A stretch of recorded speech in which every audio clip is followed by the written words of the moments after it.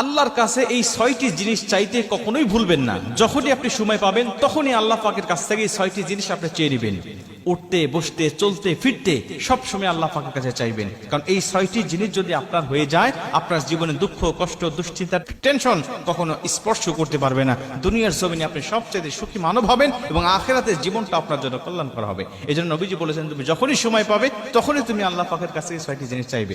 1 নম্বরে শারীরিক সুস্থতা। শারীরিক সুস্থতা একটা আল্লাহ পাকের পক্ষ থেকে একটা বড় নিয়ামত।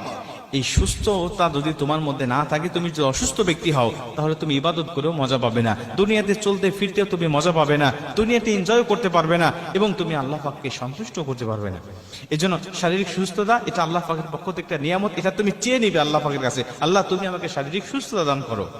2 নম্বরে নবীজি সাল্লাল্লাহু আলাইহি ওয়াসাল্লাম বলেন, তুমি হালাল রিজিক আল্লাহ পাকের কাছে চাইবে।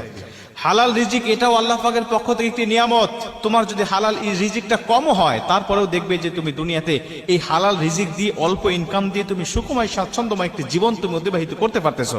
কিন্তু যদি হালাল রিজিক না ঢোকে, তোমার হারাম রিজিক তোমার শরীরে তোমার পরিবারের মধ্যে ঢোকে, সংসারের মধ্যে, দেখবে দুশ্চিন্তা টেনশন ডিপ্রেশন সব দিক দিয়ে বেড়ে গিয়েছে, সংসারের মধ্যে অসুস্থতা বেড়ে গিয়েছে, ডিপ্রেশন বেড়ে গিয়েছে।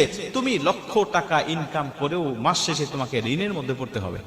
আর যদি হালাল ইনকাম হয়, এর মধ্যে আল্লাহ পাকের বারাকা থাকে, বরকত থাকে, তুমি দেখবে মাস শেষে খেয়েও শেষ করতে পারবে না, যদিও সেটা অল্প হয়। 3 নম্বরে নবীজি সাল্লাল্লাহু আলাইহি ওয়াসাল্লাম বলেন, তুমি একটা নিরাপদ বাসস্থান আল্লাহ পাকের কাছ থেকে চেয়ে নিবে। নিরাপদ বাসস্থান এটা আল্লাহ পাকের পক্ষ থেকে আরেকটা নিয়ামত। নিরাপদ বাসস্থান যদি তুমি না থাকে, তুমিও ইবাদত করে মজা পাবে না, তুমিও দুনিয়ার জমিনে একটা নিরাপত্তাহীন জীবন তুমি অতিবাহিত করতে থাকবে, তোমার জীবনটাও নিরাপদ থাকবে না। এমন একটা বাসস্থান তুমি পেয়েছো যেখানে তোমার স্ত্রী পর্দা করতে পারে না, যেখানে তোমার মা পর্দা করতে পারে না, যেখানে তুমি নিরাপদে থাকতে পারো না, তোমার স্ত্রী নিরাপদে থাকতে পারে না। তো একটা হাদিসের মধ্যে নবীজি সাল্লাল্লাহু আলাইহি সাল্লাম বলেন, যার কপাল ভালো, যার ভাগ্য ভালো, আল্লাহ পাক তাকে একটা নিরাপদ বাসস্থান দান করে। অতএব নিরাপদ বাসস্থানও মানুষের জন্য একটা বড় নিয়ামত। 4 নম্বরে রাসূল সাল্লাল্লাহু আলাইহি ওয়াসাল্লাম বলেন, তুমি তোমার জীবনে একজন নেককার স্ত্রী আল্লাহর কাছ থেকে চেয়ে নিবে। নেককার স্ত্রী আল্লাহ পাকের কাছ থেকে তুমি চেয়ে নিবে, কারণ এটা আরো বড় নিয়ামত। কারণ কারো দুনিয়াটা কিন্তু জান্নাত নয়, কিন্তু কারো যদি একটা নেককার স্ত্রী থাকে, ওর কাছে দুনিয়াটাই জান্নাত অনুভব মনে হয়, জান্নাতের সে অনুভবটা সে পেতে থাকে যে দুনিয়াটা হয়তো বা জান্নাতের বাগান। কিন্তু কারো কপালে যদি একটা বদকার স্ত্রী জুটে যায়, দুনিয়ার জমিনটা তার কাছে জাহান্নাম মনে হবে। এই জন্য নেককার স্ত্রী অনেক বড় একটা নিয়ামত। এই নেককার স্ত্রী আপনাকে জান্নাত পর্যন্ত নিয়ে যেতে সহযোগিতা করবে।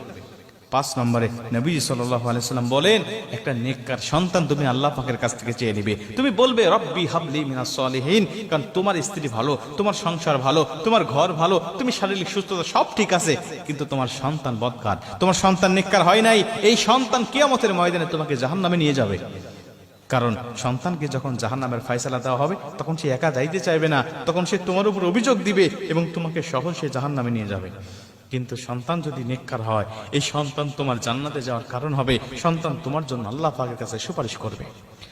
মুসলমান ভাইরা আমার, এজন্য নবীজি সাল্লাল্লাহু আলাইহি ওয়াসাল্লাম বলেন, আল্লাহ পাকের কাছ থেকে তুমি একটা নেককার সন্তান চেয়ে নিবে। কারণ নেককার সন্তান যদি তোমার কপালে জুটে যায়, আল্লাহ পাক যদি নেককার সন্তান তোমাকে একটা দিয়ে দেয়, তোমার দুনিয়াটাই জান্নাতের বাগান মনে হবে। জোরে কোন সুবহানাল্লাহ। দুনিয়াটা তোমার কাছে জান্নাতের বাগান মনে হবে। এজন্য তুমি নেককার সন্তান আল্লাহ পাকের কাছে চাবে।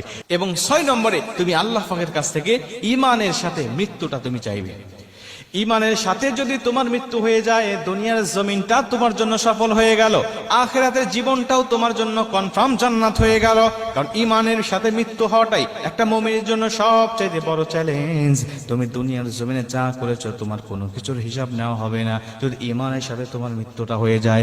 কিন্তু বান্দা, যদি মরণটা তোমার ঈমানের সাথে না হয়ে যায়, তোমার জিন্দেগির সব তাহাজ্জুদ বরবাদ হয়ে যাবে, সব নামাজ রোজা বরবাদ হয়ে যাবে, সব দান সাদকাগুলো বরবাদ হয়ে যাবে। এজন্য ঈমানের সাথে মৃত্যুটা তুমি সব সময় আল্লাহ পাকের কাছে চাবে। ঈমানের সাথে যদি মৃত্যু হয়ে যায়, দুনিয়ার জীবনটা আমার আল্লাহ তোমাকে কল্যাণকর, আখিরাতের জীবনও কল্যাণকর করে দিবে। জোরে কোন সুবহানাল্লাহ।